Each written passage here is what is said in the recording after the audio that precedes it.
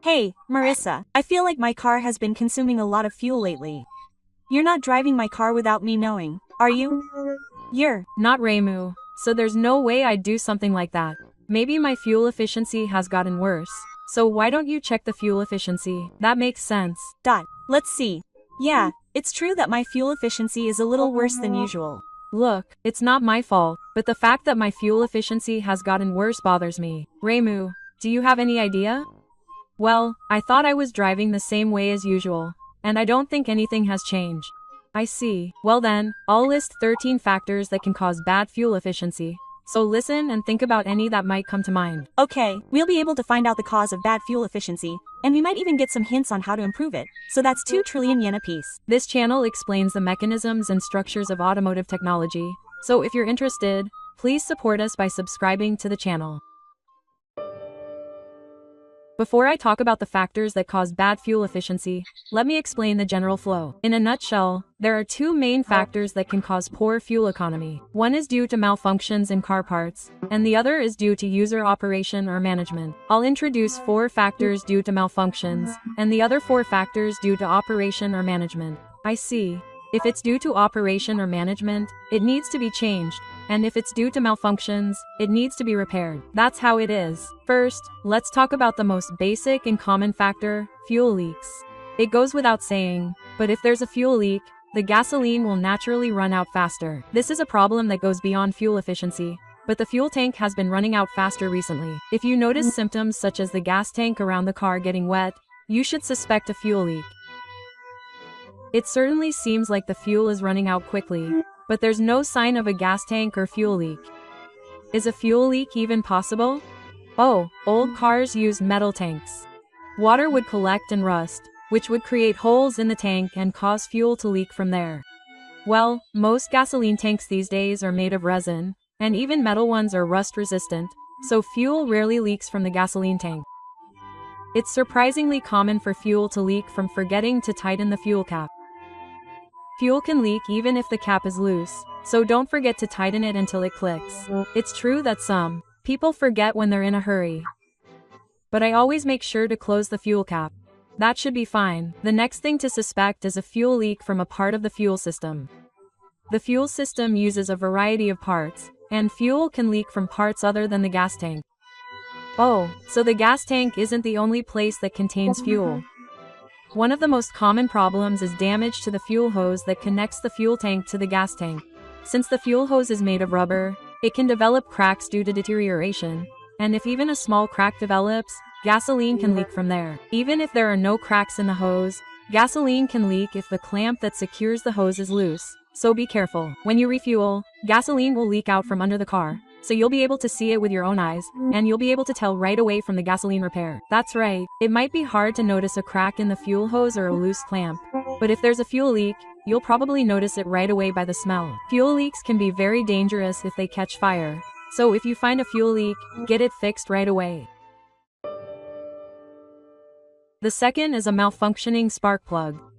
Spark plugs are like a lighter in the engine, and the engine runs when the spark plug ignites the gasoline it's ignited. When the spark plug deteriorates, the flame becomes weaker, making it harder to burn stably, so you have to press the accelerator harder than usual, which can lead to poor fuel economy. Oh, so fuel economy can also be poor if the spark plug is malfunctioning. Oh, I've heard that in some cases, fuel economy improved by 1 kilogram per liter by replacing the spark plug. 1 kilogram per liter? That makes quite a difference. That's right. Of course, these are just examples, and not all cars will see this much improvement in fuel economy when the spark plugs are replaced. So please keep that in mind. Also, since spark plugs generate fire using electricity that generates high voltage, if they deteriorate, they can put a strain on parts such as the ignition coil and cause them to break down. Basically, the parts base for ignition coils is more expensive than spark plugs. So if you leave a spark plug problem unattended, you'll end up needing a more expensive repair shop. That's a problem. How much does it cost to repair, exactly? The price of parts varies greatly, and it also varies depending on the location and car. But spark plug parts bases cost 1,000 yen each. The ultra-long life lithium-ion type costs around 2,000 to 3,000 yen, but ignition coils start at 8,000 yen each, several times more expensive than spark plugs, and if you add coach-in, I think it will cost 40,000 to 50,000 yen for an inline-4 engine. That's quite a painful loss. If you notice a problem with your spark plugs, it's probably best to replace them as soon as possible. What's the recommended replacement period? The general replacement guideline is 20,000 kilometers for regular cars and 10,000 kilometers for light cars for regular types. Long-life iridium plugs don't need to be replaced for about 100,000 kilometers. However, there are two types of iridium plugs: the oxidized metal type and the oxidized metal type. The oxidized metal type can produce a strong spark, but its lifespan is the same as that of a regular spark plug, so please be careful. I see. So the oxidized metal type is an extremely long-lasting iridium plug. That's right. If the spark plugs are malfunctioning, the engine will be difficult to start, idling will be unstable, and other problems will occur around the engine. If you notice anything unusual or if it's getting close to the time to replace them, I recommend replacing them early. Next up is sensor malfunction. Various sensors are used in cars, but there are many sensors in the engine in particular, and if any of these malfunction, fuel efficiency can deteriorate. I never thought that fuel efficiency could deteriorate due to sensor malfunction. What kind of sensors are there specifically? For example, the old barometric pressure sensor, which properly controls the fuel injection system to improve fuel efficiency. Pressure sensors, such as the combustion pressure sensor, which measures the combustion pressure inside the cylinder. High gas sensors, such as two sensors that measure the oxygen concentration in the high gas and adjust the amount of fuel injection. There are also crank sensors that detect the rotation angle and reference and rotation speed of the crankshaft in the engine and control fuel injection control and timing. If these sensors malfunction, fuel efficiency will not be properly controlled, resulting in excessive fuel injection and poor fuel efficiency, which will worsen fuel efficiency. I see. If the sensor malfunctions, the amount of fuel injection will not be appropriate, resulting in poor fuel efficiency. When you look at it this way, there are a lot of sensors used in the engine alone. That's right. And this is just a small part of the book. There are still many more sensors installed. In addition to poor fuel efficiency, abnormalities such as unstable idling speed and abnormalities in the muffler will occur, causing the engine warning to light up. Other symptoms include a popping sound when you release the accelerator, and white coming out of the muffler. If you see these symptoms, there is a possibility that the sensors are malfunctioning, so you should have them checked by a mechanic immediately. There don't seem to be any symptoms at the moment, so it doesn't seem to be a problem with the sensors. Well, sensor problems can sometimes be subtle malfunctions even if you don't see any of these symptoms. Some of these sensors are consumables, and for example, if you have two sensors, it's recommended that you replace them every 5 years or after 80,000 kilometers. If you notice anything unusual or if it's close to time for replacement, you might want to suspect a sensor problem. The fourth is a brake problem. The brakes can stay engaged even when you're not pressing the brake pedal due to rust or stuck brake pistons. Naturally, driving in this condition is the same as constantly applying the brakes, which creates resistance and requires more fuel to maintain the same speed. Driving with the brakes engaged is scary because it not only worsens fuel efficiency, but also puts a strain on many other parts. That's right. Driving with the brakes engaged can cause heat to build up in the brake pads, which can lead to fade, and the heat can cause vapor lock, which is when the brake fluid leaks into the brakes. When these phenomena occur, the brakes become less effective and can lead to major accidents. So if you notice anything unusual, it's best to have them repaired immediately. That's right. It's too late after an accident. But how do you check for brake problems? The easiest way to check is to try creeping without pressing the accelerator when starting. If the brakes are stuck on, the creeping won't occur and it will be harder to move forward than usual, so you'll know right away. I guess you won't know until you actually try driving them. Is there a time when brakes start to malfunction? They usually start to become sluggish around 100,000 kilometers. If there's nothing wrong, it should be enough to clean the pistons and replace the oil seals. Replacing the brake lippers requires major work such as removing the brake hoses and replacing the brake fluid. That's likely to cost a lot of money in parts and fees. It's probably a good idea to do maintenance such as cleaning the pistons and replacing the seals before that happens.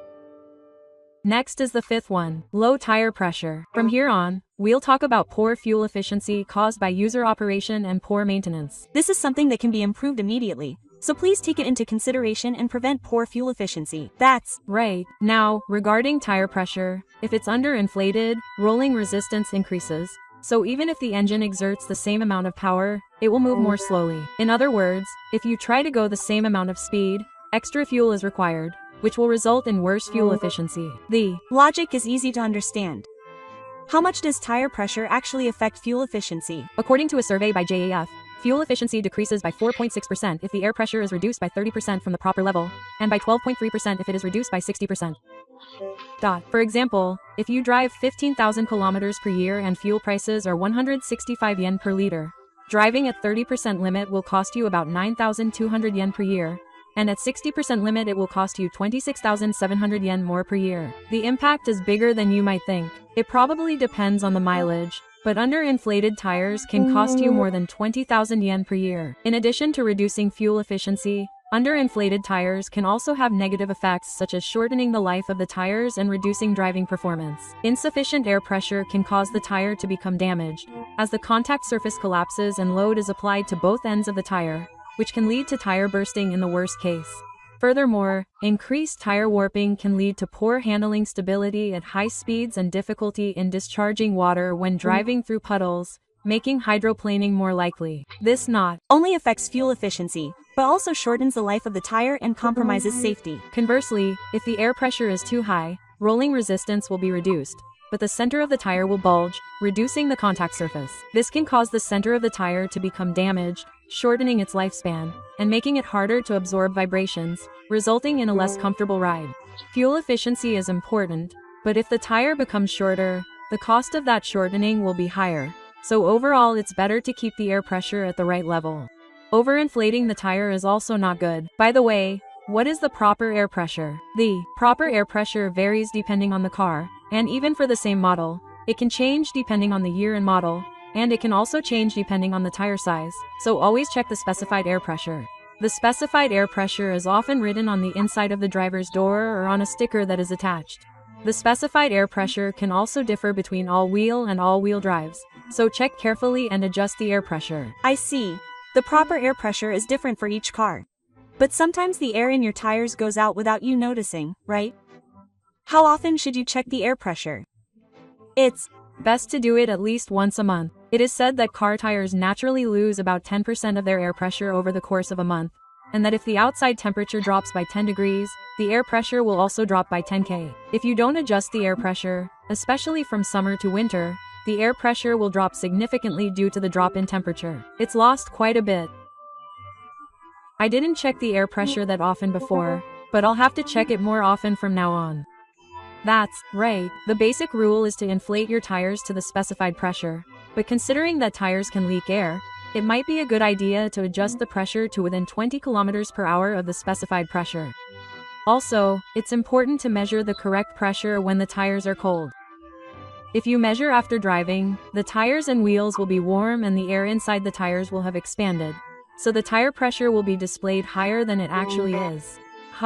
When you get your tires inflated at a gas station, your tires are usually warm because you've already driven, right? That's right. Ideally, it's best to do this before driving, but many people don't have a tire pressure measuring device or a tire inflator at home. In such cases, it's a good idea to inflate your tires a little more than specified. Of course, as I said earlier, don't overinflate them. I don't have a tire pump for my car, so as I said earlier, it might be better to inflate them about 20 kilometers per hour more. And if the air pressure in your tires decreases quickly even after adjusting them, it could be a flat tire or a faulty air valve. Since air valves are often made of rubber, they can deteriorate and cause air leaks. If you feel that your tires are losing air quickly, you should have your tires and air valves inspected. That's right. Tire problems can also affect safety, so they need to be fixed immediately. Another thing related to tires is that installing wider tires can also lead to lower air pressure. Installing wider tires can improve performance, cornering stability, and braking, but this is because the contact area between the tire and the road surface increases, increasing power, so it's useful for people who want to improve their times, such as when installing a kit. However, installing wider tires on a regular car increases rolling resistance, which can lead to poor fuel economy. Tire width, I've never changed them, but thicker tires look more solid and cooler than narrow ones. That's true, but it's important to keep in mind that installing wider tires on a car you use every day just because they look cool can lead to poor fuel economy. Well, if your goal is to improve your driving time, then you probably don't need to worry about fuel economy. Wider tires have other drawbacks besides fuel economy, such as being more susceptible to road irregularities, which can make handling more nerve-wracking, such as the steering wheel being pulled out of control. It's not just fuel economy that gets worse. The steering wheel being pulled out of control can be stressful when driving, so you want to avoid that. Another thing is that when you widen your tires, you often also increase the wheel size at the same time. But if the external gauge changes significantly at this time, the odometer's error will increase, which could cause your car to fail its inspection. Wait, does the odometer change the mileage? It would be annoying if your car failed its inspection. That's right. The size of the original tires is determined based on the car's power output, weight, and intended use. Basically, the original tire size is suitable for that car model, so you should think carefully before changing from the original specified size. If you're going to use tires of a different size, I recommend consulting a specialist and getting them customized. The 7th is to drive in sports mode. Depending on the car model, ATs and CVTs may have driving modes such as sports mode, normal mode, and eco mode. Using sports mode too much can lead to poor fuel economy. My car doesn't have it, but I've always wanted a car with a driving mode like this. Why does fuel economy suffer in sports mode? There are many different types of sports mode, but basically, they control the vehicle with a greater emphasis on acceleration performance than normal. Broadly speaking, they can be divided into those that control the engine, those that control the transmission, and those that control both. In any case, if you continue to use sports mode, the control will be such that the engine's original performance is demonstrated more than usual, which will lead to poor fuel economy. Oh, so that's what sports mode is all about. 2. Explain more specifically, in the type that controls the engine responds better to the amount of pressure on the accelerator pedal, giving the feeling that power has increased.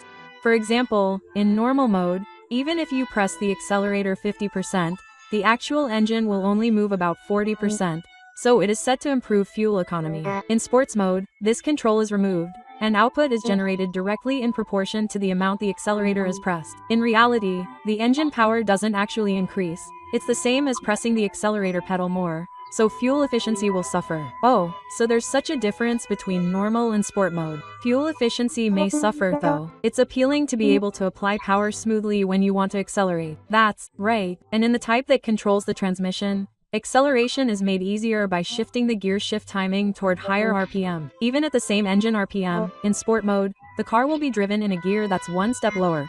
So in terms of a manual transmission, it's like spending more time pulling in a lower gear. Naturally, the longer you spend in a lower gear, the higher the engine RPM will be, which will result in worse fuel efficiency. I see. It's certainly easier to accelerate if you're driving in a lower gear. So what about eco mode? In eco mode, the accelerator pedal response becomes milder, making it harder to start or accelerate suddenly, and the gears are controlled so that the car is in higher gears as much as possible. Depending on the car model and system, this can cause poor response and excessive clutching, which can lead to worse fuel efficiency. It's true that if the acceleration isn't as fast as you'd like, you might step on the gas even more. Ultimately, if you drive smartly, keeping in mind that these controls are in place, you can prevent poor fuel economy in any mode, and vice versa. I should add that for average drivers, using sports mode too much will actually worsen fuel economy. The 8th is leaving luggage loaded. Many people probably leave things like leisure equipment and golf bags that they don't normally use in the trunk or on the back seats. If you leave unnecessary items loaded because it's a hassle to load and unload them, the weight of the luggage will increase, which will worsen fuel economy. This is often cited as a cause of poor fuel economy. It's hard to load and unload heavy items, so you end up leaving them loaded.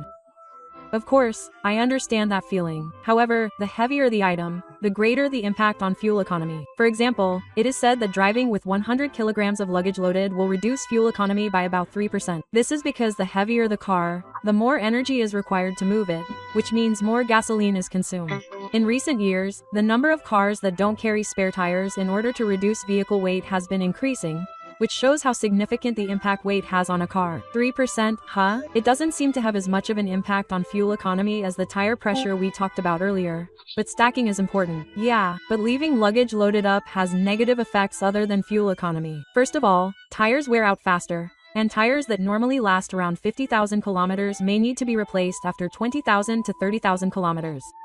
What? Their lifespan is cut in half. So not only does that mean there's a loss in fuel economy, but the cost of replacing tires also doubles, right? Negative effects include poor handling, faster brake wear, and increased strain on suspension parts.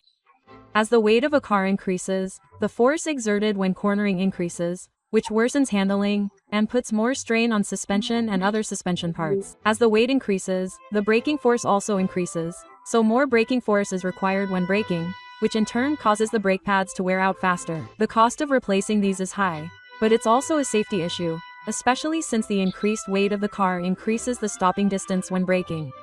There are a lot of bad things that can happen if you leave your luggage loaded in your car. Oh, it's not directly related to the car, but the inside of a closed car gets especially hot in the summer, so any luggage you leave loaded can get damaged by the heat. Golf clubs can be expensive, so they could even deteriorate.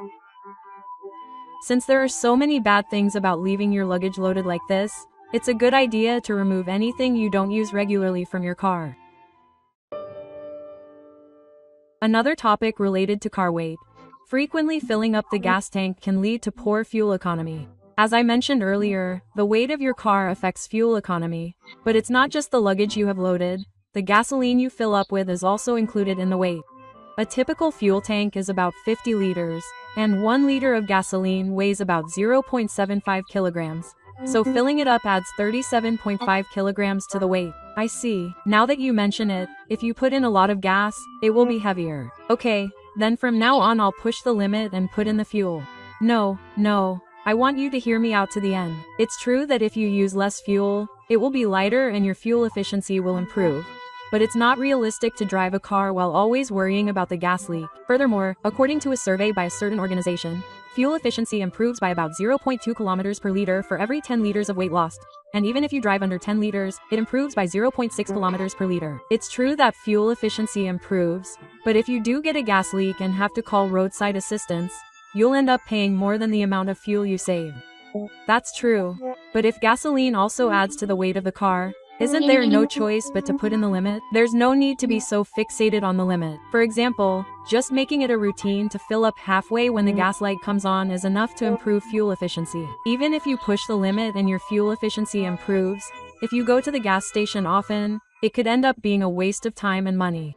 Also, by deciding how much to fill up each time, you'll become more conscious of fuel efficiency to some extent. I see. It's true that if you go to the gas station a lot, you'll end up using a lot of fuel. So what I want to say this time is that filling up the tank little by little can lead to worse fuel efficiency. I don't think many people go to fill up the tank right away just because the fuel level is low. But if you wait until the fuel light comes on before filling up the tank, it's not that big of a problem. Huh? Then it seems like you don't need to worry too much about this. The 10th is idling while stopped for long periods of time. Idling while stopped slowly consumes fuel even if you're not driving. It's said that a car uses 150 cc of fuel for 10 minutes of idling at night. 150 cc in 10 minutes means 900 cc, or a little less than 1 L, in an hour. Well, I don't think many people idle for that long. That's right. By the way, Remu, when do you think idling occurs a lot while stopped? Yeah, that's right. At traffic lights, cars sometimes idle for a few minutes. And sometimes they turn on the air conditioner while parked to take a break. That's right. That's one reason. But I think some people idle their cars for regular driving. Oh, now that you mention it, they also idle for long periods of time when driving. But didn't I tell you before that idling while driving for regular driving isn't recommended? I remember that well. That's right. Idling while stopped for regular driving is basically toxic. In the old days, cars had to be driven, and after starting the engine, they would idle until the engine warmed up. But since fuel injection systems have changed from carburetors to injectors, idling is no longer necessary, and it's recommended to drive slowly to warm up the engine. That's right. It's better to warm up the engine by driving slowly than by idling. But why is it better not to drive? Wasn't that the case? Speaking of fuel efficiency, when idling, the fuel is injected at a richer concentration than when driving, and in particular, at Raikanji Temple, a correction is made to increase the fuel supply. So it consumes a lot of fuel, and since you're not driving when idling, it's no exaggeration to say that it's the worst in terms of fuel economy. It consumes 150 cc per 10 minutes when idling normally, so it would consume even more when idling. Oh, and on top of that, the clearance between the cylinder and piston in the idling is not proper, and the engine oil isn't warm, so the lubrication capacity is insufficient, which damages the engine parts. Even if you run the machine while it's stopped, the engine doesn't warm up easily, and it takes time for it to warm up properly and for the engine oil to perform its best. I see. So it's better to run the engine slowly. There are also various other disadvantages, such as emitting a lot of high fuel gas, making it easier for smoke to form in the engine, and making the engine noisy, which can be a nuisance. The main theme this time is fuel economy, but when you consider these disadvantages, it's easy to see why it's better not to run the machine while idling. That's right, it's better to avoid idling for the sake of fuel economy, the engine, and the environment. Speaking of idling, does the idling stop function actually improve fuel economy? It's not that it doesn't improve fuel economy at all, but the fuel economy improvement effect is limited. While the engine is stopped, fuel is not consumed, but a lot of fuel is required when the engine is started, so it is said that it takes more than 5 seconds for the fuel-saving effect to be realized. Incidentally, there is data that shows that idling stop for 5 minutes a day can save 1,900 yen in fuel costs per year. 1,900 yen per year, huh? It's true that the fuel cost savings are limited. However, since cars equipped with the idling stop function require a special battery that is more expensive than a regular battery, I think that even if you save fuel costs, you will often end up with higher maintenance costs. Also, since the number of times you start driving is higher than a regular car, the timing belt and rubber parts may wear out faster. Even if fuel economy improves slightly, if maintenance costs are higher in other areas, it's hardly a good deal. That's true. In fact, the idling stop function makes it a little slower when starting, and I feel like it's more annoying than it is. That's right. Due to such complaints, problems with the idling stop function, a lack of reaction bodies, revisions to fuel efficiency standards, and the abolition of subsidies, adoption is gradually decreasing. Of course, manual idling stop, which involves turning off the engine while waiting at a traffic light in a car without an idling stop function, is dangerous, so you should absolutely avoid it. It seems that some people do this because they think idling is bad. Yes, it's best to avoid idling for long periods of time when parking, but I don't think you need to be so nervous in traffic lights. The next thing I'll introduce that can worsen fuel efficiency is using too much electricity. Wait, electricity is electricity, right? Does it have anything to do with fuel efficiency? You'd think so, right? However, the alternator, which is the generator in a car, is driven by the engine, so if power consumption increases, it will have a significant impact on fuel efficiency. Depending on the model, the impact is said to be around 1 to 1.5% per 100 W. Oh, it's easy to forget, but the electricity used in a car is generated by the engine's power. It's said that every 100 W affects fuel economy by 1 to 1.5%. But how much electricity does a car actually use? Headlights use about 100 W on low, 130 to 140 W on high, hazard lights use 50 to 100 W, and other lamps use about 50 W. Power windows and wipers also use 80 to 100 W, and door locks use about 130 to 140 W. When you look at it this way, cars use quite a bit of electricity. If there wasn't an alternator, the battery would run out in no time. That's right. These are necessary while driving, so we can't avoid using them, but accessories are a problem. A car navigation system uses up to 25 W, and a car audio system uses about 10 W, so they don't have much of an impact on fuel economy, but if you install aftermarket speakers, the power consumption will increase. Power consumption varies depending on the item, but if you install multiple speakers, such as a power subwoofer, it will exceed 500 W, which will affect fuel economy. Of course, turning on a lot of lights in the car or connecting a lot of smartphone chargers can also cause poor fuel economy. It's fine if you're using it normally, but if you're using various accessories to make the interior of your car stylish and comfortable, you need to be careful. In addition to negatively affecting fuel economy, it also puts a strain on the alternator, shortening its lifespan and requiring repairs or parts replacement, which can be a costly mistake than fuel economy. Also, the starter motor consumes a large amount of power at 3,600 W, albeit only momentarily, so frequently stopping and starting the engine is not a good idea. In that case, the manual idling stop we talked about earlier is a real disaster. Speaking of which, air conditioners also consume a lot of power. At low wind speeds, they consume less than 100 W.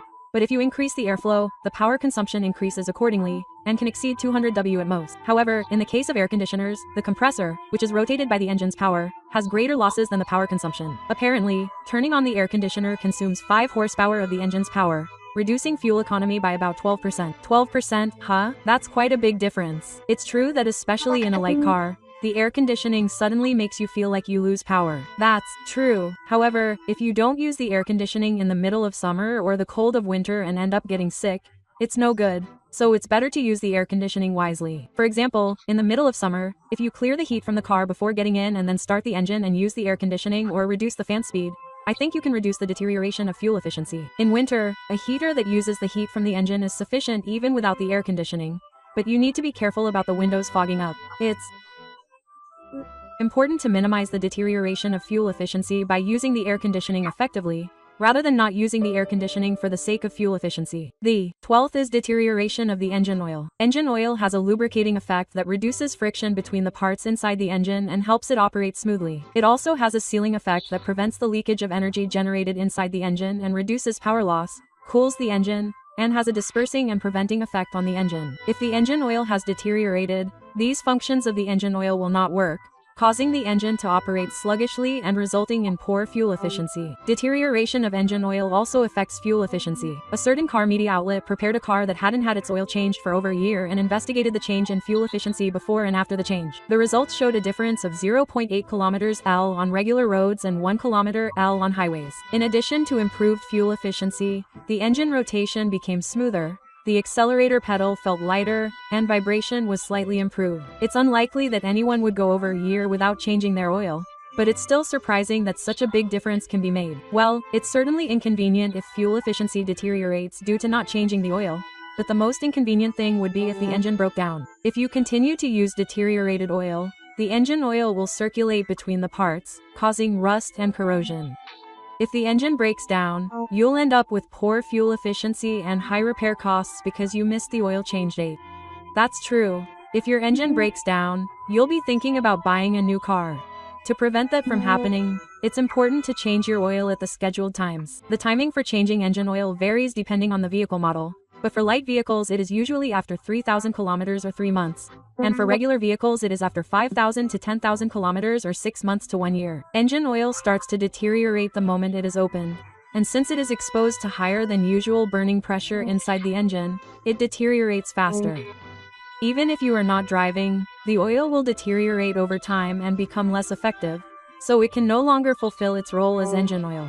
That just goes to show how harsh the environment it is working in. It is only natural that engine oil will become congested and deteriorate. That's right. Another thing that affects fuel efficiency is how carefully you choose your engine oil. Basically, if you use the specified oil, there is no problem. But if you use an oil with a higher viscosity than specified, for example, it can create resistance and worsen fuel efficiency. However, if the viscosity is lower than specified, the necessary oil film will not be clear, so engine performance will decrease and fuel efficiency will also worsen. Sticking to the specified viscosity will maximize engine performance and improve fuel efficiency. The last thing to consider is driving style. If maintenance and management are good, then the difference in fuel efficiency comes down to how you drive. This time, I'm being very general. What kind of driving style is good, specifically? First of all, as a basic rule, old starting, old steering, and Q brakes all lead to worse fuel efficiency. I think you can probably guess that. Yeah. I try to avoid sudden driving for the sake of safe driving. That's a good attitude. On the other hand, it's important to increase the amount of time you spend cruising at a constant speed. Gasoline consumption increases when starting and accelerating, but when you maintain a speed that allows the engine to burn efficiently, you don't use much fuel. Depending on the model, you can get better fuel efficiency if you can keep driving in top gear at around 60 kilometers per hour. Of course, you have to follow traffic rules carefully. So it's important to maintain an engine speed and speed that are fuel efficient. I understand the logic, but it seems quite difficult. That's right. In reality, there may be times when it's not possible depending on road conditions, but there are still things you can do. By the way, how does Reimu press the accelerator pedal after starting off until she accelerates? It's hard to explain, but I think it's what's called split acceleration. When you release the brake pedal, the car moves a little due to the creep phenomenon, and then you slowly press the accelerator pedal to increase the speed without revving the engine too much. I see. I'd like to say that it's 100% safe driving, but the truth is that fuel efficiency isn't very good with that method. Huh? Really? Why? With split acceleration, you spend more time in low gear and have less cruising time, so you end up consuming more fuel when you get home. The ideal driving method for fuel efficiency is to accelerate hard without accelerating too quickly, and to shift to high gear as early as possible, which increases cruising time and improves fuel efficiency. I didn't know that. I've been using split acceleration up until now for fuel efficiency reasons, but it seems that it was counterproductive. Of course, if you're looking for fuel efficiency, this method is the best. But it's not wrong to use split acceleration depending on road conditions and safety. It's important to drive in a way that's necessary at the time. Well, depending on the situation, there are times when you can't go fast enough to keep switching to high gear. It's also important to drive in a way that doesn't require you to step on the brakes. If you step on the brakes too often, you'll need to accelerate to get back to your original speed, which will consume more fuel. If you drive too close to the car in front of you or speed up right before a curve, you'll end up stepping on the brakes more than necessary. So you need to drive in accordance with the surrounding conditions. It's true that if you're driving too close to the car in front of you, you'll have to step on the brakes more often. Another important thing is careful steering. If you can minimize the loss of speed by steering smoothly and shorten the gap until you get back to your original speed, you can reduce the amount of fuel you use. Ideally, it would be great if you could maintain a constant speed without moving the steering wheel while turning a curve.